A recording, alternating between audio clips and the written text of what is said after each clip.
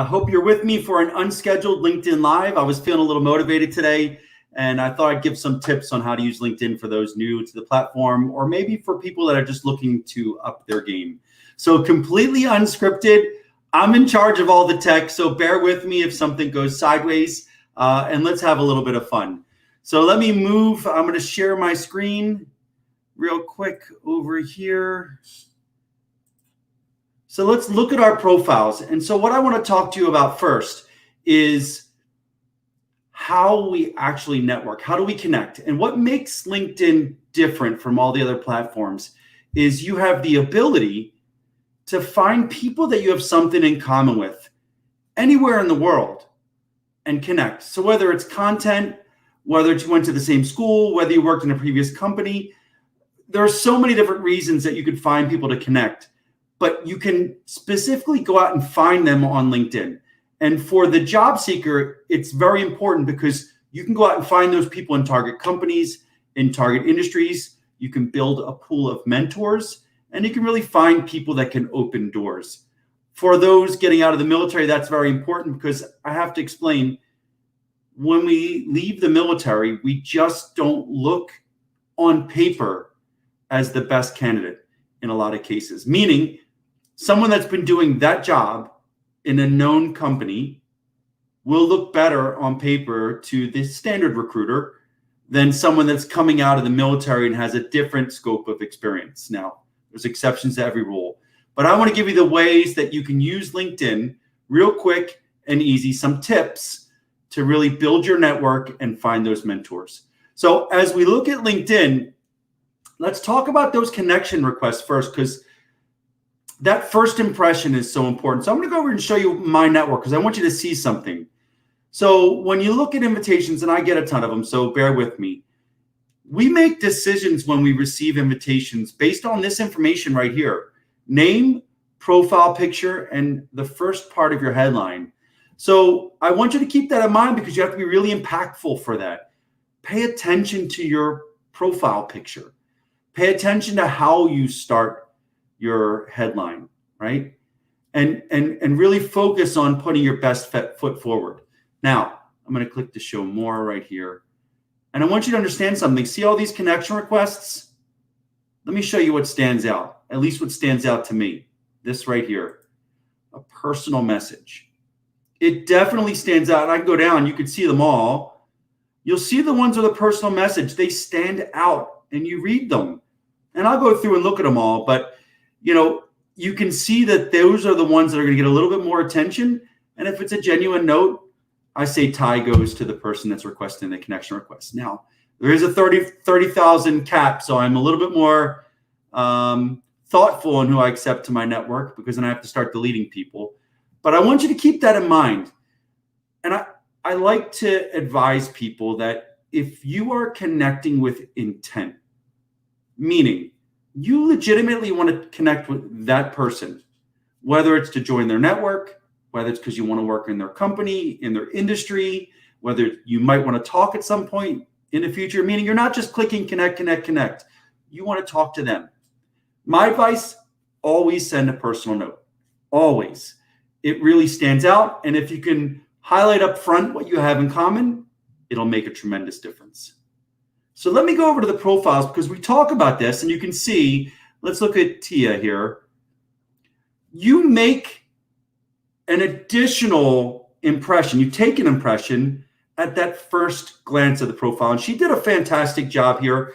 I love the background image. The photo is great. And it kind of speaks to her professional identity. So I want you to focus on this area right here, down to the about section. If you don't grab our attention on that, we're probably not scrolling down below. So let's talk about it. Let me go over here to mine.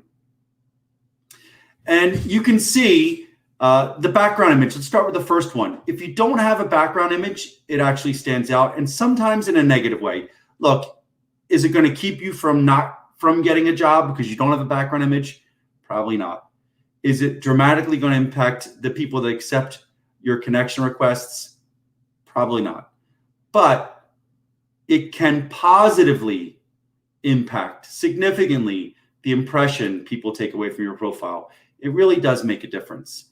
Now, this one right here was made for me by Olivia and Alex on my team. They didn't like the one I did myself using Canva, but the fact that I could do it myself using Canva, you just go to Canva and type in LinkedIn banner. You could find them right here. You can create them, add your own photos. If I can figure it out, you can figure it out, right? Super easy with Canva. Another way you can do it is you can actually go to search LinkedIn background images.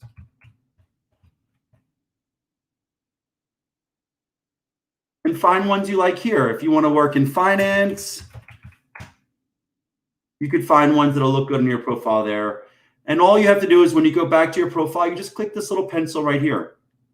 And you could change the photo right there. So super easy. Your profile picture. I showed you before why it's so important. We really do take an impression away from that. So all I'm going to say about the profile pictures, you don't have to pay someone a ton of money to take it. Mine was taken with an iPhone, and I used Canva to just add that ring. What I will add is that your profile picture should reflect the professional you. Now, that's different for everyone. So I tell people typically dress for the job you want. And it should just be you in most cases. That's my opinion. We don't want your family in there because that can lead to discrimination, unfortunately. I'm not a big fan of the sideways. That's like the other platforms out there. But make sure that it reflects the professional you. And for those of you in the military, please, please, please add something that looks like you kind of enjoy life, right? Some kind of a smile makes a huge difference. Don't take it like your official military photo where you look really pissed off and angry. I assure you it is not helping with your next career. Now, as we move below, let's talk about the headline right here, right? It is the most important written text on your profile after your name. And so a lot of people have a hard time with this. And I like to bring it to you this way. When you just met someone, you were introduced, you're at an event, and they say, "What do you do?" That answer right there is your headline. Your headline in 120 characters should really encompass that information right there. So if you're still in the military and you answer, "Well, I'm a sergeant major in the Army and I work in military intelligence," boom, that's fine. But if you're getting out and your answer is, "I'm a sergeant major in the Army, but I'm getting out in 6 months and I want to do X, Y, Z," then that should be your answer, right? You should start to reflect that professional identity. You want to create opportunity by telling people what you want to do. And I got it. You may not know. It may change. Look, your LinkedIn profile is a living document. The key thing is really putting forward your best foot. Now down to the about section, and then I'll move on to something else. I want you to notice something. 3 lines. Those first 3 lines are key. If you do not capture our attention in those first 3 lines, people are not going to click to see more. And I really am not a fan of with a demonstrated experienced professional with a demonstrated history of, I think that's crap. I think it's lazy. That's my 2 cents. I think we could do better. So my advice to you is think about it in the framework of real life. You met someone, they say, "What do you do?" And you're like, "Well, I'm a sergeant major in the Army, but I'm getting out in 6 months. I want to go into project management, specifically in intelligence or training." Then they go, "Oh, really? What kind of experience do you have?" Boom, that's your about section, right? Explain it. Explain the experience you have, the types of roles, the number of people, the number of years, but not in military years, which is kind of like dog years, right? Nobody has over 20 years of experience in the same job in the private sector. So look at the roles that you're targeting and say you have that many years. I did 24 years in the Army. I don't say that I have 24 years of experience because the first 10, 15 years really didn't matter that much. I focused on what it took to make me the best fit for the roles that I was going after. And you can do the same. The key is those first 3 lines. So let's move on to the profile. Those are the basics. You can get down to your experience section. I often remind people, for your education, you could take the years out because age discrimination does exist. And you can get down to recommendations and everything else like that. But if you're interested in learning more, I have a free webinar for service members, veterans, military spouses, and those in the military community tomorrow at 11 a.m. Eastern Time with the USO Pathfinder team. And you could join us there. It's free, of course. But let's move on to the next part. So you have this profile. You've created your professional identity. It really reflects who you are. And now you want to network, that scary word that everyone uses. So let's talk about how you go out and find people to connect with. Find a way to grow your network. And that's using the advanced search. So I'm going to stick with the military one, which is I'm going to search for a project manager, right? So I'm just going to type project manager in the search bar. And now I want to find people that are project managers. So I'm going to click people. And the idea is I want to connect with people that maybe are veterans or worked at previous companies or went to my school, right? Finding that common thread that allows us to build relationships and then eventually start engaging with them, right? So we've got people, obviously there's 35 million project managers here. I'm going to want to find someone with something a little bit more in common. So I'm going to come over here to locations. So I'm in the Washington, D.C. area. I'm going to add the Washington, D.C. area. And it's going to, see that? Brought it down to 514,000. So now let's think about it. I want to find somebody I have something in common with. Well, I'm going to go over here to all filters. And I'm going to look for an Army veteran. So I'm going to go back to past company. I'm going to add U.S. Army. Show results. So now I'm down to 13,000, right? Maybe I want to add another filter. Let's see if there's anybody in those 13,000 that graduated from my alma mater, Excelsior College. So I'm going to go down to school. I'm going to add Excelsior College.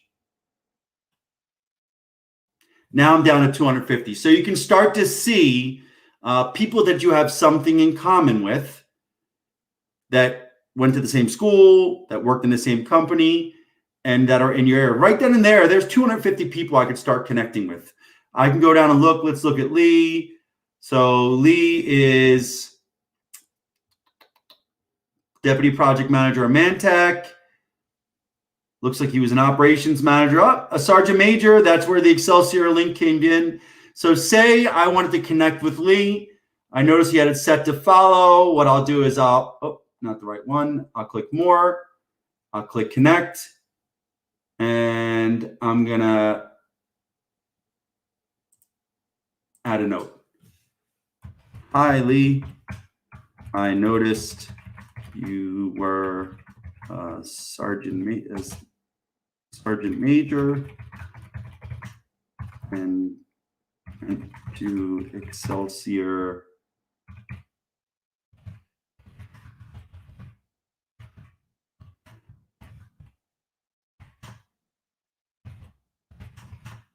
also a retired sergeant major and Excelsior alum.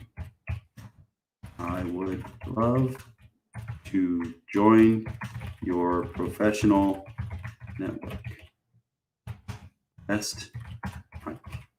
Nice and simple, right? Boom. So that's really how you start to find people. Let me go back to this. Now, I want to give you some tips. You can actually look under current company as well. And then it'll populate the ones that have the most people that fit your criteria. So Microsoft would be the one. So current company, Microsoft. Past company, U.S. Army. That went to Excelsior. Let's see. There's 3. So there's 3 Microsoft employees that are in project management, some way, shape, or form, that went to Excelsior and that are Army veterans. So hopefully you can see that there's a great way that you could start reaching out to individuals by finding what you have in common and then send them that personal note to highlight that commonality so that you can really start off on a best foot and kind of feel a connection before things go. So we did the advanced search. I don't want to stay on too long, so I'm going to give you one other tip. And this is my favorite and also the least used tool to my knowledge on LinkedIn. It is for interview prep. And so I'm going to come over here to jobs. I'm going to blow your minds if you haven't seen this with the interview prep tool. So if you go to jobs and then you come down here to more, you'll see interview prep. And except for one feature, it's completely free to everyone. You don't need premium. So if you click on interview prep tool, you'll see there's the 26 most common interview questions. And there's additional categories with additional questions, right? So you can find the ones that they're likely to ask for fields that might interest you. And they keep adding more and more every day. But what they give you is down here at the bottom, you get an answer on how to answer it. And this one is tell me about yourself, the dreaded question for most of us. You can watch a short video. It'll give you tips. And then if you have premium, it'll give you 4 other answers, right? Which are fantastic. You just kind of get a feel for how people answer the question. But here is the most important and the most exciting part of this entire tool that people don't use. This button right here, practice. So if you click that button, you can actually record yourself answering questions. And it just to do a 3-second countdown. And then you talk until you're done. And then you hit stop. And you decide whether you want to save it, refilm, delete, whatever. But what's exciting is if you have your answers, you can really get a feel for how you sound on video. And this is important with us doing so many virtual interviews. You can kind of see the lighting. You can hear your sound. You can determine whether there's annoying stuff in the background. You can make sure you're dressed appropriately. However you want to do it, you can make sure you don't say too many times. But what's really, really, really exciting about this is this button right here, request feedback. So you can actually, I'm going to send one to Matt. You can actually right here, and it'll automatically put them in there, send Matt a link to your video, and then whoever you send it to, whatever mentor you send it to, ideally somebody you've connected with and spoken with previously, can take a minute, watch your video, and give you live feedback, like real feedback. Like, hey, Mike, maybe you don't want to be wearing a T-shirt for your interview, and you don't want that exercise foam roller in the background or the microphone. Maybe you want something on the walls. You get where I'm going with this. It's just a fantastic tool that I don't think as many people use. So let me turn this off. That's all I have for you all today. I'm not going to have a chance to take any meetings because I have another meeting at 3 o'clock. I just wanted to give you all the tips. I hope you found it helpful. And there's more of it coming. And as soon as I figure out how to do my outro, I'll turn that one on.